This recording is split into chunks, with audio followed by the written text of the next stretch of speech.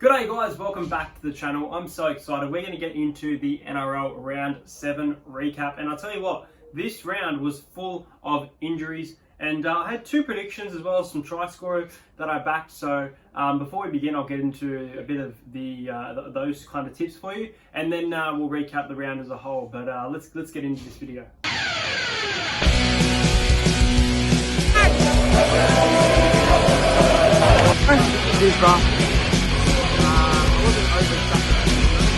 Subscribe to Entertainer. Who's going to win the All-Stars tonight? Yeah, I like to entertain now.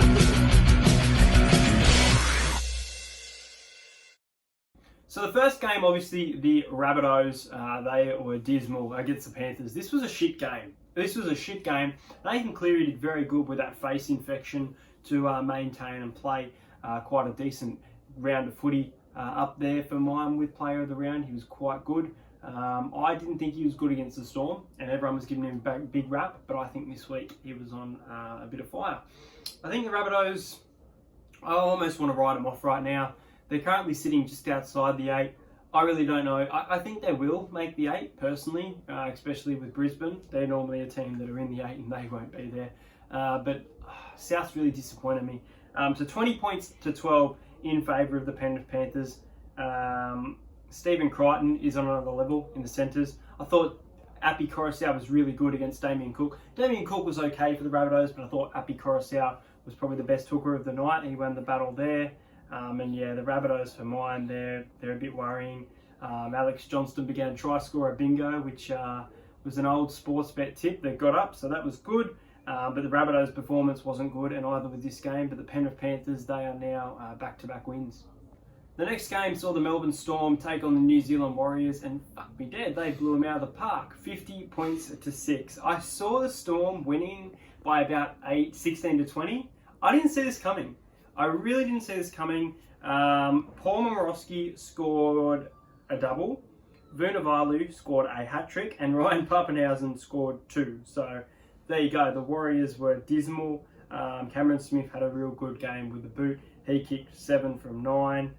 Warriors only scored 1 point. I will address this on the In the Sheds page, but very quickly. Good on the Storm for going into the Sheds. Good on the Storm for going in the Sheds, addressing the Warriors. At the same time, they lost 50 to 6. That's got to be degrading. That has to be degrading. I understand you're trying to get them behind them, support. They've sacrificed everything. You're trying to do a good thing. But I think to beat a side by 44 points and to be told by that side, like, clap, clap, you've done good, it's really degrading. And I can understand why players do want to leave.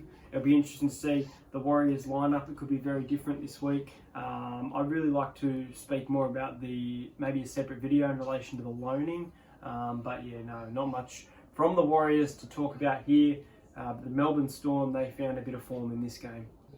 The next game saw the Roosters play the Dragons, and I tell you what, this was one of my games of the round. I wasn't expecting it. I was expecting it to be good, not as good as it was. The Dragons, they really stayed in this game. Did they lead at halftime? I may be wrong, but I think they did lead at halftime. Going down 26 points to 12. I think they did lead 12-8. Maybe. I can't remember. It doesn't say on here. Brett Morris, fantastic. He had a double. He had a blinder. Luke Keary's up there with Dally M points for me. He's a bit of a roughie for the Dally M. I think Luke Keary and Api Koroisau are my two roughies at the moment. There you go. Early days. Yeah, as for the Dragons, I thought they were real competitive. I thought they played a good style of football. I like what I'm seeing from them. I thought Corey Norman had a lot better game than he has been lately. Young half Adam Clune looks good. Dufty, really impressed with this team. I thought they had a big game against the Roosters, and I didn't think the scoreline was a complete reflection of the game, but the Roosters were too good, and they came away with the chocolate. Obviously, big loss for the Sydney Roosters with 3 injury. You've got Sam Verrills, who's out for the season, Victor Radley, who has a suspected ACL, and you've also got the broken ribs of Isaac Liu, so it'll be interesting to see who plays at lock with Isaac Liu being that replacement for mine. It could be Boyd Cordner, Mitchell Orbison, maybe even Taki Aho, but Roosters too good and convincing win. The next game saw the Cowboys up against the Newcastle Knights. You all doubted me. You said that Newcastle were going to win. I said the Cowboys were going to win. I said they were desperate. They were going to come together. The Knights have had it easy in travel. And the Cowboys, they didn't win convincingly. They had the big lead. And the Knights, they came back. They scored Heimel Hunt and then Kurt Mann, bang, bang. And then Jemmet Shibasaki close to the end to make it a 1-12 win, which was my best bet of the week. The Cowboys 1-12. 32 points to 20, quite a high scoring game. I thought Jay Clifford was out on another level. Jay Clifford looked real good in the half. I think Michael Morgan's due back in a couple of weeks. It'll be interesting to see who they put in the halves, because I think Jay Clifford is playing a really good brand of football. I think it was only one game that he's been this good, but he looked good. Taumalolo was fairly good as well. I still think the Cowboys' defence wasn't great. I think they let in too many points, but the Knights, they weren't great either. I can't really pick the better team. I guess you could probably say the Cowboys on the back of Kyle Felt and Jake Clifford. However, I do think that it was an unconvincing win. I tipped them by 2. They won by 12. Wasn't expecting that type of scoreline. I did expect a win for the Cowboys. So very happy with that tip. I think only about 20% of people backed the North Queensland Cowboys with the form that the Knights have been in. The Knights will play Manly and the Cowboys move on to the Eels. If you're a Broncos fan, you must be feeling pretty bad right about now when the Titans beat you guys 30 points to 12. The Titans, they've now won 3 games straight at Suncorp Stadium against the Brisbane Broncos by 13 plus, I'm pretty sure as well. 30 points to 12. Ash Taylor, your first try scorer, backed him, thought he was outstanding. He had a real good game. I speak about him so much, and I've been speaking about him as underrated. I think I speak about him every week. Moeaki Fodawaker, he's on another level. He's a fantastic forward, and I thought Anthony John was really good as well. He got a double. I just thought he played a real good game of footy. As for the Broncos, I backed Ben Teo to score his first try in years, so that was a highlight for me. I did back the Brisbane Broncos though. I think it was kind of a, say, 60% Broncos, 40% Titans in the tipping. So good on those who tip the Titans, including BKR Sport. But the Broncos made the Titans look good, and I don't think the Titans are as good as they looked. But I'll give them that. They had a good win, and that's 2 wins now. 1 win against the Tigers, 1 win against the Broncos. And next week they move on to Cronulla, who I'm not completely convinced with either. But good work to the Titans for getting this W. The next game saw my Parramatta Eels take on the Canberra Raiders. I was not expecting this game to go into Golden Point at all. We had this sealed at 24-12, even though the Raiders had a forward pass in there. Look, I'm going to be honest. I think if the scoreline was accurate, 30-18 Parramatta. 30-18 Parramatta. There you go. That would have been the scoreline if the refereeing was at its best. Charles Nickel-Cockstad, he put on the Jet runners in the 75th and 76th minute. Scored a great try for kick to William, and then a line break and dummy from Elliot Whitehead brought the Raiders straight back into this game when all but done.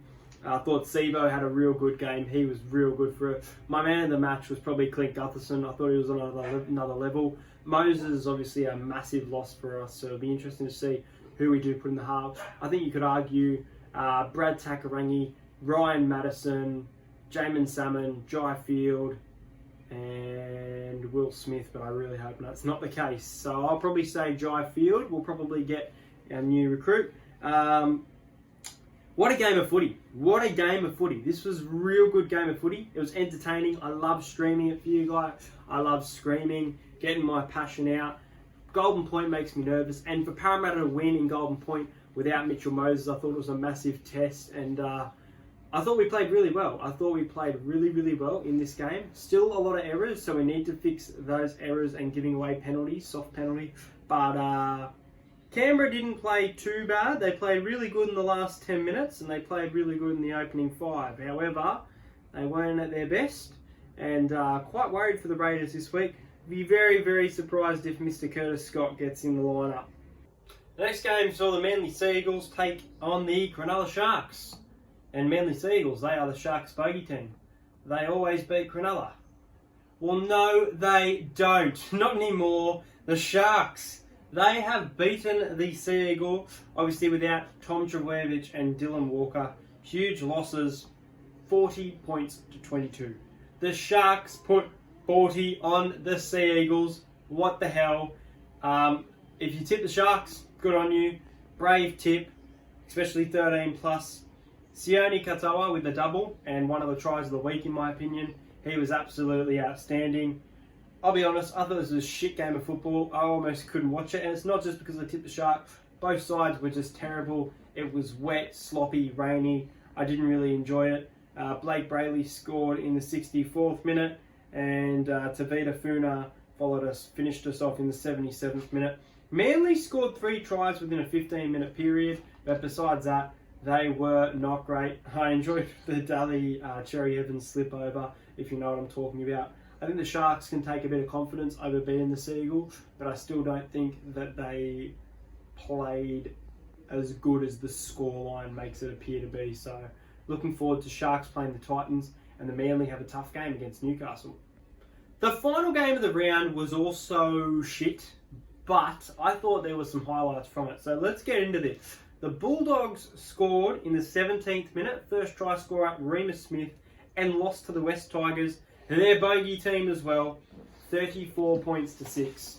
The Tigers, for mine, I don't want to say this because I'm not sure, but I think they're a very good chance of playing finals. Very good chance, around 7th position. They're currently sitting in 6th. They love their 9th. I don't know. It's still really early to call. The Tigers could be running red hot and then have a tough draw coming up. They've got Penrith, they've got Parramatta. I think they've got Storm, but I'm not so sure on that one.